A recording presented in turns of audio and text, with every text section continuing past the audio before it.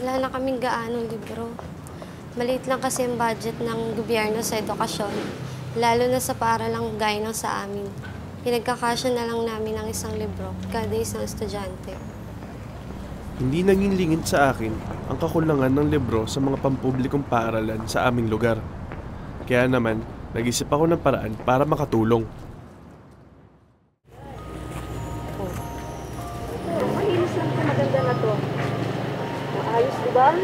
Salamat din po kung ganun. Walang kaso yun. Kaprasong lugar lang naman to. Alam mo, nung binanggit nga sa akin ni Anora yung tungkol sa mga plano ninyo, hindi na ako nagdalawang isip. Para din naman, di ba, sa mga kabataang Muslim. At Kristiyano po, ang itatayo naming library ay bukas para sa mga anak ng Diyos. Salamat talaga sa inyo. Maraming salamat din po. Maraming salamat din po. Kaya sinusuportahan ko ng todo-todo yung asawa ko, 101%, dahil makakatulong sa kinabukasan ng mga kabataan, lalo na yung doon sa amin na neglected sila ng gobyerno, ng national government.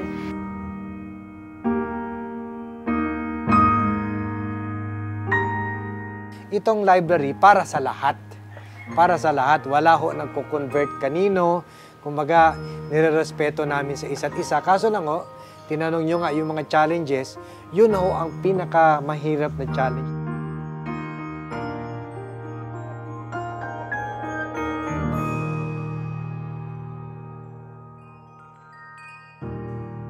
Sa tulong ng ilang mabubuting loob na nagpapaabot ng kanilang suporta at donasyon na halaga at libro, unti-unting nabuo ang pangarap na library ni Arman.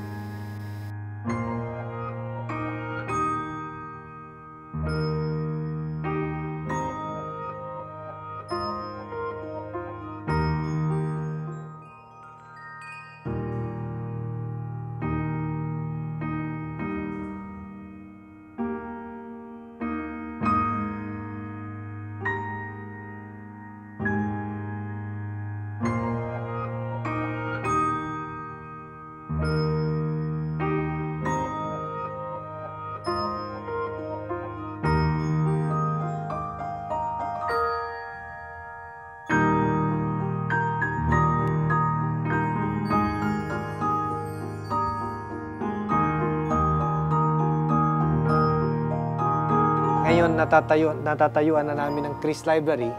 Pinapakita rin namin na kami mag-asawa na, asawa ko kasi Muslim at Kristiyano, na pwede naman ho magsama-sama yung Kristiyano at Muslim at maganda yung kinalalabasan. Gusto namin na both sides, na sa mga Muslim maging educated, and then tayo naman mga Christian na maging i-welcome rin yung mga Muslim sa community natin. Pero hindi pala sapat na bukas ang pintuan ng library ni Arman para may maengganyo na pumasok dito. Dahil mas malaking hamon para kay Arman na ipakilala ang konsepto ng pagbabasa at pag-aaral sa mga batang hindi ito kinamulatan. Sa kariton ko noon nilalagay ang mga nahiram kong encyclopedia.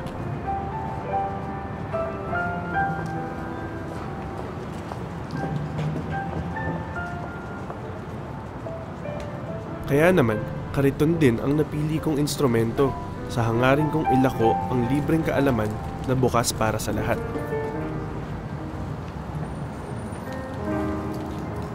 Mag-aaral kayo mabuti, ha? Salamat. Mali ka, ito para sa ito. Maganda to. Nag-aaral ako ng bata pa ako.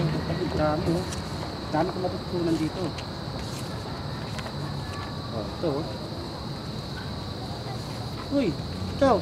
Gusto mo bang magbasa ng libro? Opo. Marami kang matututunan dito. Pumili ka lang.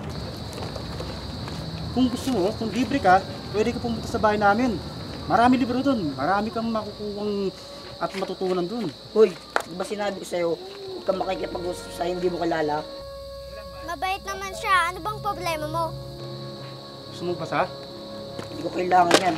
Huwag niyo bibilugin ang ulo ng kapatid ko.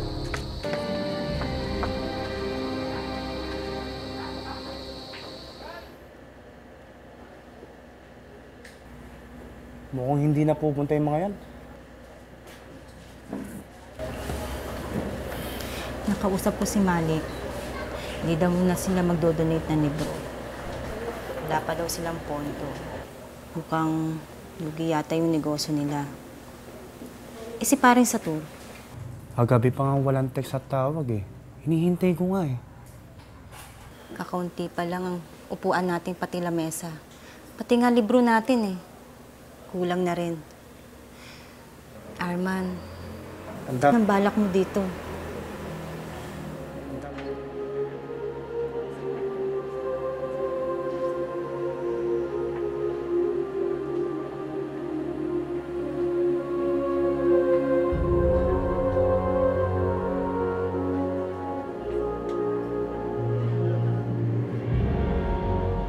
Hirap na kami. Na tulad nung itong enrollment period, ang kailangan namin ay less than 50,000 para mapaaral ng first five college scholar namin. Di ba ikaw yung nasa... Baka gusto mo pumunta sa library namin? Maraming libro doon. Di bali na lang naman po ako marunong magbasa. Saka po, marami po akong ginagawa, kailangan ng katulong ng inay. May sakit po ang tatay ko. Narinig mo naman siguro ang sinabi ng anak ko. Hindi kami kasalong matuto ang anak namin. Saka isa pa, hindi naman makakain ng mga libong-libong yan eh. Kaya ako sa inyo, umuwi na kayo. Hindi ka na nga rito. Tagal-tagal mo ah. Saan ka kasi pupunta?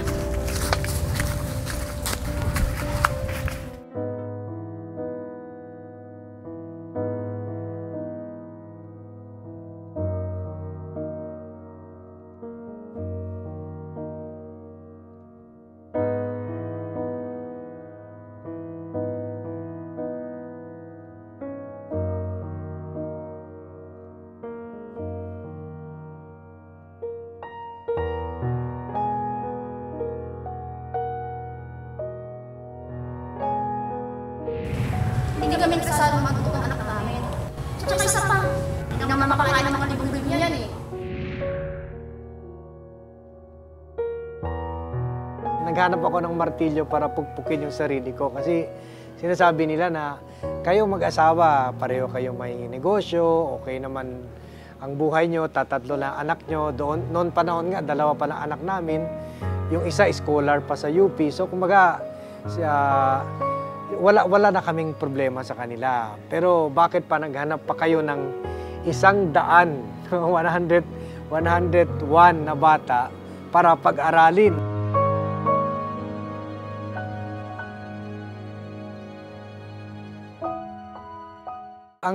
Ngayon nakikita na namin, hindi lang kami nag-establish ng libro o nag-establish ng library o nag-distribute ng libro. Ang nakikita namin, ikinakalat namin yung idea of sharing. Naniniwala ako na hindi hadlang ang kahirapan para sa tamang kaalaman. Kung ikaw, hindi ka interesadong matuto ang anak mo, ako mismo, gagawin kong lahat para lang matuto ang anak mo magbasa at magsulat. Kahit sa maliit na paraan, nakakagawa ng tulong ang aking asawa sa kanilang kinabukasan.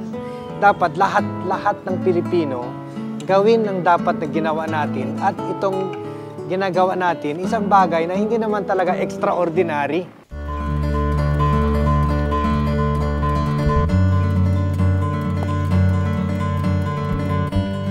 Marami ng mga bata na mamatay sa tiyan, tapos mga buntis nahihirapan pagpaanak, sa bangka pala namamatay na.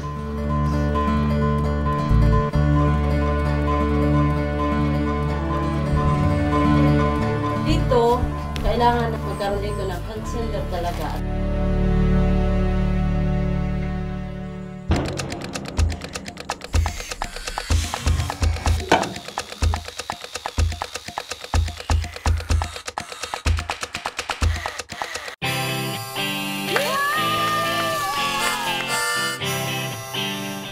Marakang salamat sa pagpakundigi sa Puerto Princesa City. Technotrip Palawan Adventure! Mahal ko ang Puerto Princesa kasi dito sa aming lugar, peaceful. Saan? Ito yung Spelunking. Masterpiece. Nature, napakaganda, malinis. Thank you! Ulan! So pretty! For 2 exciting episodes, we'll discover Puerto Princesa as Abby, Leah, and I hop from one adventure to another. We'll marvel at all its breathtaking sights, meet the warm locals, feast on their gustatory delights, and leave no wood unwormed. Brace yourself, for we're about to fire up our techno trip to Puerto Princesa, Palawan. Techno Trip, Sabado, alas 8:45 ng gabi sa Aksyon TV.